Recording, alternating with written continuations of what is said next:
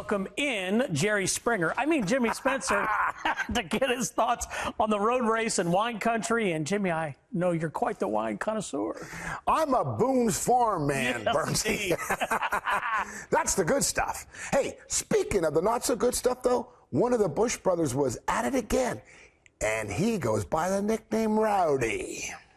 The last few weeks have been a disaster. Keep an eye on the meltdown meter here as Kyle watches his cars go bye-bye during the last 4 races. Oh, this is awesome. This is just awesome. Oh, it's blowing up, boys. Woohoo! Oh, yeah, it's going to go big here quick.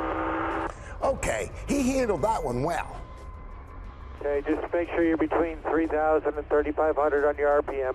It's getting worse. It's going to blow up. A little matter. It's not running. What do you mean it's not running? We blew up again. We blew the motor again. It's blowed up. Little more. I don't think it's the upper control arm. I think the fender's hitting the tire and pulling the wheel out of your hand. You're right. I'm wrong. I don't know about race cars. Get yourself a helmet on, come over the wall, and look at the right front. It's dude, it doesn't matter.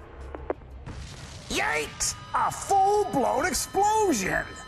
You can't blame the driver, because when a month goes by and every time he gets into the car, he's got to wonder if it'll make it to the finish line.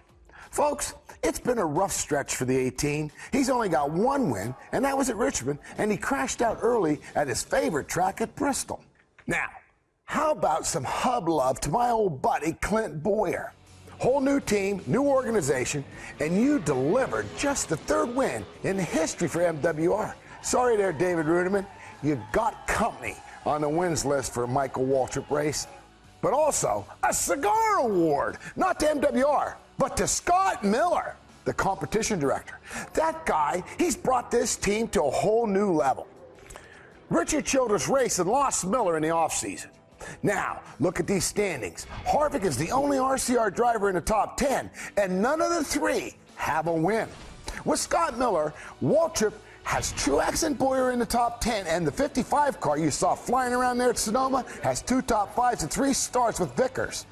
Now, Mark Martin behind the wheel, he has 5 top 10s. Combine them points, and that 55 would be 14th in the points in front of Paul Menard. That's a credit to Miller and the team.